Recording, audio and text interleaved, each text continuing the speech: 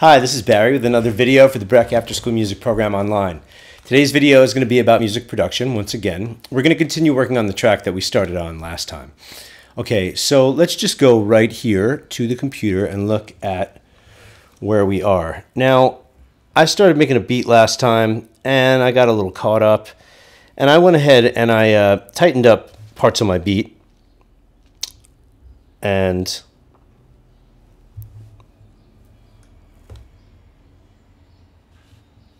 I actually want you to be able to see me playing with the musical typing, so hopefully you can see that. All right, so if you can see, there's the musical typing keyboard up here. And let me move this a little closer. And focus one more time. Okay, so I have this set up.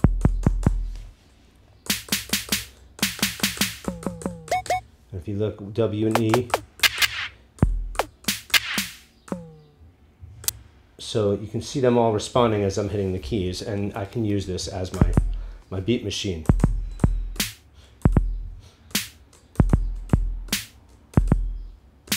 All right, all I'm going to do is be adding something like that, just actually a kick pattern to the beat that I have so far. So let's hear what we have so far. Okay, this is going to be looping, so here we go.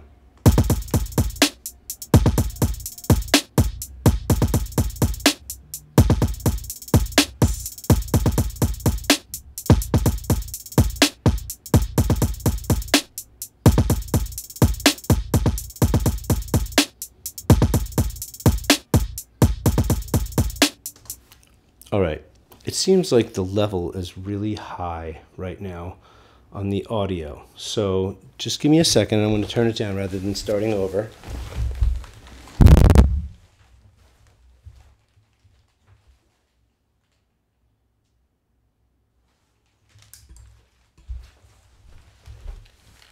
Okay, hopefully that solved the problem. Yeah, that looks like a little less level. Let's hear the track now.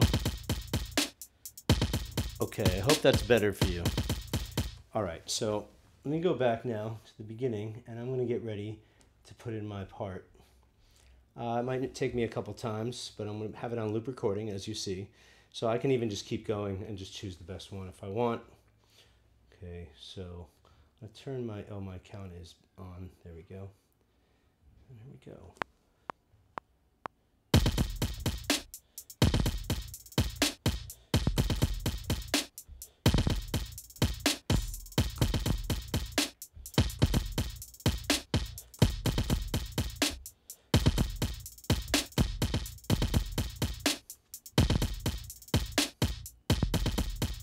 Maybe I'll turn this part up so you can hear a little bit better what I did. Actually, that's not a good idea. I hope if I undo this, it doesn't undo the whole track. Let's see. No, it didn't. Good. So I didn't want it to record. You got to be careful because it records everything you do, GarageBand. There's different programs that, you can sort of set it up to record your moves, your automation moves. But GarageBand is pretty intuitive and user-friendly, unless you don't want something to happen. So you need to make sure you don't do anything that you don't want to record while you're playing. So that's a good important thing to point out. So let's hear how that sounds with that turned a little bit up.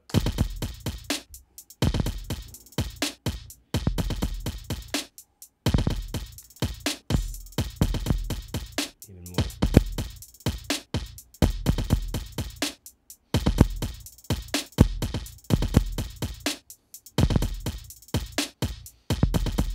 Now, I've been quantizing everything, so I'm going to try and see what happens if I do quantize this. I think 16th notes is going to be the closest. Let's hear it.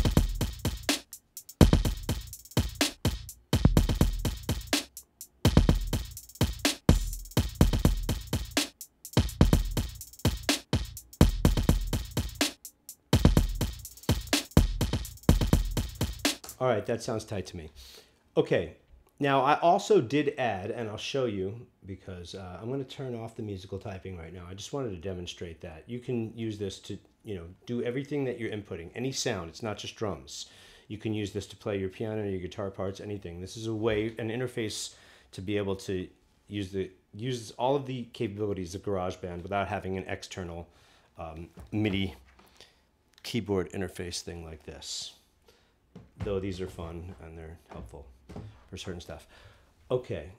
For instance, it's very difficult to like play very piano-y piano parts. It's a little easier on this. Really, a full-size piano is easier, but again, we're going to work with what we got. You know, something that I want to point out. So Frankie's doing some videos this week about the Beatles. Now, obviously, this is very different from Beatles music, but one thing I want to say about the Beatles in terms of my production style and also how the Beatles inspired me, even though I felt like I was somebody who studied music earlier in life, took instrument lessons as a younger kid, and then kind of fell off and stopped and didn't do it very much for many years. And so I never felt like I had classical virtuosity. I never felt like I could be a master of an instrument. I'm still working on that now. But at the time when I was younger, it helped me to know that the Beatles, that what they were so masterful at and what they were so great at, they were great at playing their instruments, but they weren't virtuosos. They couldn't play anything. They just were great at playing what they played. They played it with feeling. They played it with style. And they knew how to put the elements together, the different parts, in order to make fantastic songs that almost universally around the world everybody loves. I mean, obviously there are Beatles haters, but I think that's more of an emotional reaction to how popular they are sometimes. I can't say everybody has to like the Beatles, but the Beatles, I do feel like, have something to offer for any listener if they really were to open up the catalog and listen to what's going on in there. So, again, the Beatles inspired me to not have to do parts that are... The reason I bring that up is because I said, I can't really play piano-y piano parts, but if I'm honest with you, I'm not much of a piano player. Like, I can play, and I play, in bands, and I can play keyboards and like sort of lay down textures and play what I want to and with feeling and rhythm, but I'm not very, very fluid in terms of individual notes and scales and all kinds of improvisational stuff. However, using a simple tool like this, just with the knowledge that I do have of the piano, I can hopefully put together parts that are intriguing, that are musical, that are fun, that are interesting, and that make you want to listen to them. So there's one way of looking at that. Okay, I'm going to turn this off, and now I'm going to go, let me turn my piano roll off. I wanted to show you this. I'm going to solo this out for a second. So this is just a hi-hat, just that helps kind of glue the rapid hi-hat together. So, and it's not going all the time, but it only pauses at certain places. And then there's one little extra guy in there. So here we go.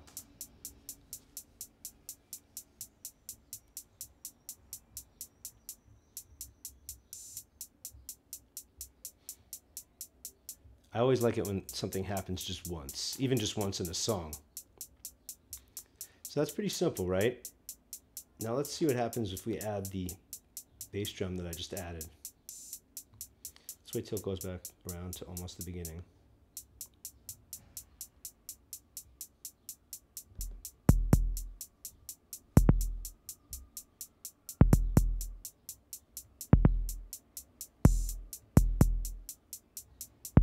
So we may want to consider using these elements without the rest of the beat for some other part of the song, possibly. I don't like where this note is. So that's sometimes why I solo things out and listen to them very closely like this, because I didn't love... Yeah, something sounded wrong to me. See that? This, if you see these numbers up here, okay, this is something I haven't pointed out to you. So it shows this is bar 1, and that's going to be bar 1 because it starts on beat 1. They don't have to notate that it's beat 1, but it's bar 1, beat 1. Then this is bar 1, beat 2, bar 1, beat 3, bar 1, beat 4, and then bar 2. Okay, now if you'll notice my note here, and I'll play it for you. I'm going to zoom out a little so you can hear it. I don't want to get too into the details of this, but it's good to show like some details about what happens when you're trying to lay your parts in. If something's not quite right, you really want to listen for this stuff. And again, soloing it out sometimes really helps you see. So this is hitting before the downbeat. Now that really might work with my beat. I'm going to listen, turn off this bass drum here. Actually, sorry, no, I'm going to turn off this hi-hat for a second. Let's see what it sounds. See, no, it doesn't sit. I want it to sit right on the downbeat, meaning the downbeat is what we call the numbered beat. The beat 1, 2, 3, 4, as opposed to 1 and 2 and 3 and 4 and. Those are called the upbeats. And when we get into smaller increments, we call the different syncopations different things. But the downbeat and the upbeat are the numbered beat or the and. So now, hopefully, when I move that over,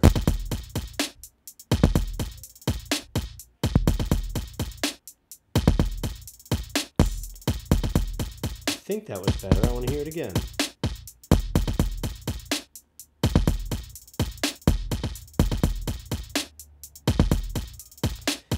Yeah, that's lining up. Okay, so let's not spend any more time here on the beat. I just want to show you some details of that. Now, I want to add a track. I'm going to do a new track.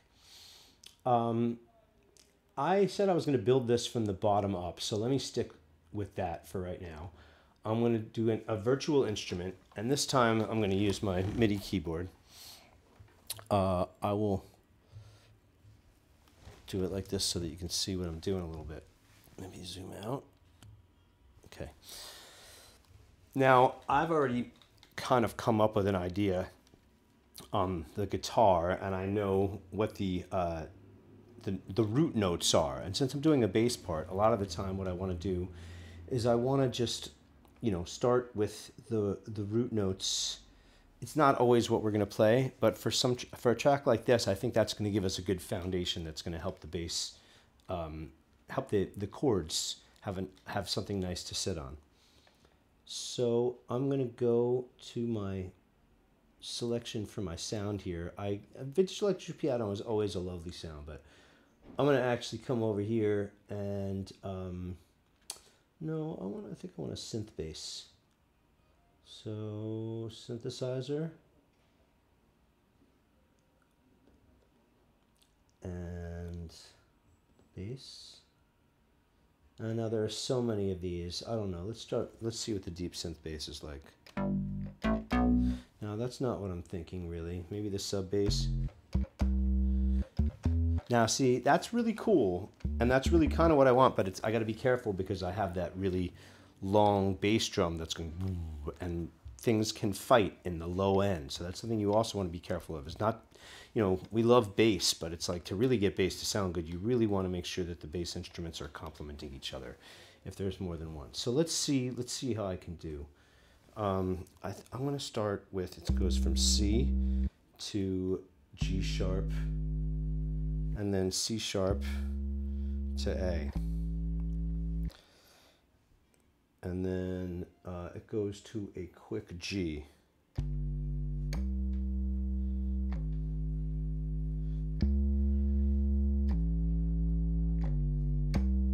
All right, so I'm going to try that. That's basically the rhythm, I think. Hopefully that's going to work with my part.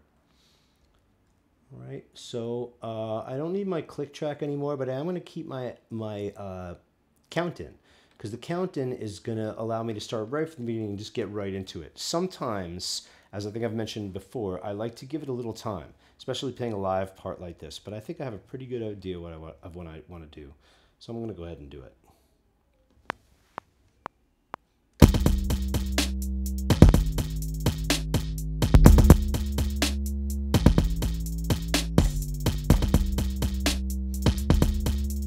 Oh, that's a mistake.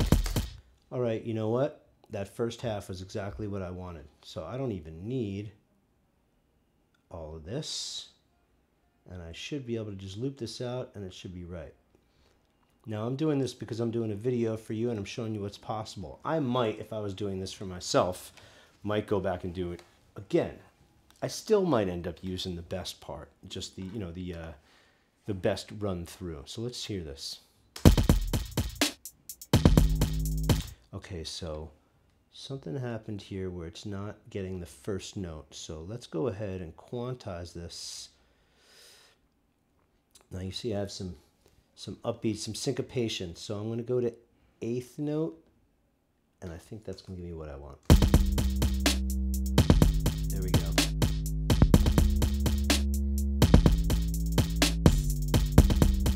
exactly what I want.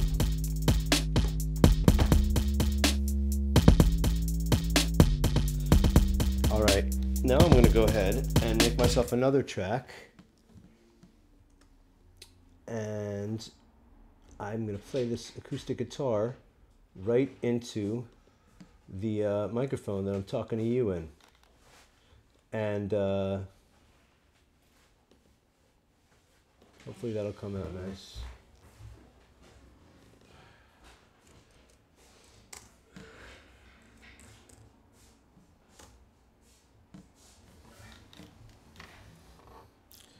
Alright, let's try it out. I'm going to point the mic a little bit. You can hear double, so I'm going to turn the monitor off. I don't really want to use the monitor in GarageBand myself. Alright, so just going to start it. Go ahead. I think, let's see the level. What's the level there?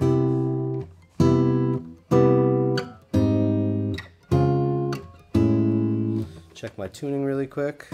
Always want to check your tuning before you record, because if everything's out of tune, it's just going to sound funny, and it's not ideal.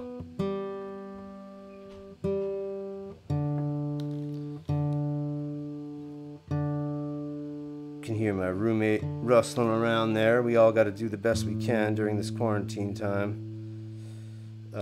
This is not a studio, folks. I am not a trained videographer.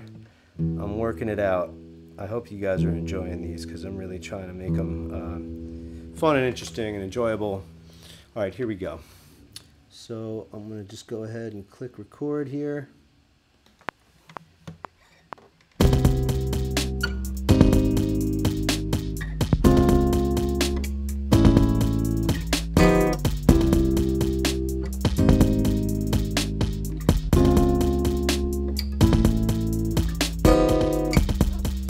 Alright, that was all I wanted to do. Let's see how that sounds.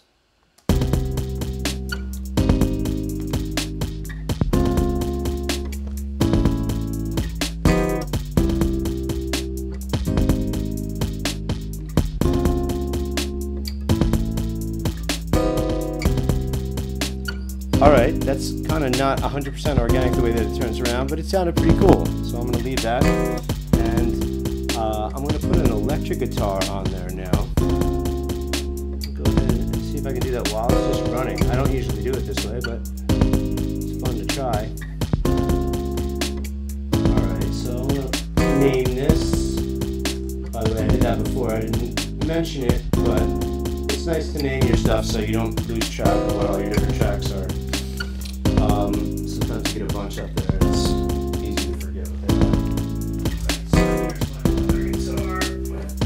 Up real quick, and I think I have to turn the other mic on. There we go. And turn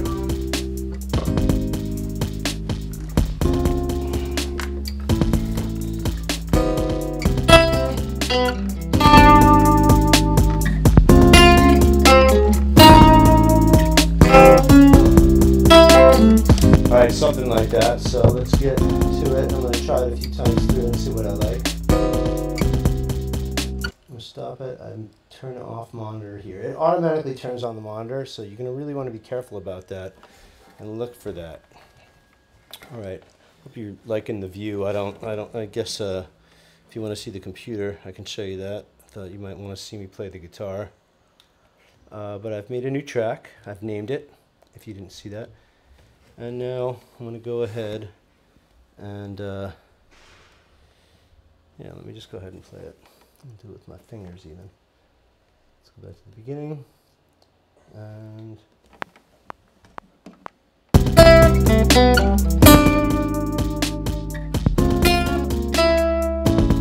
alright, that's not what I want.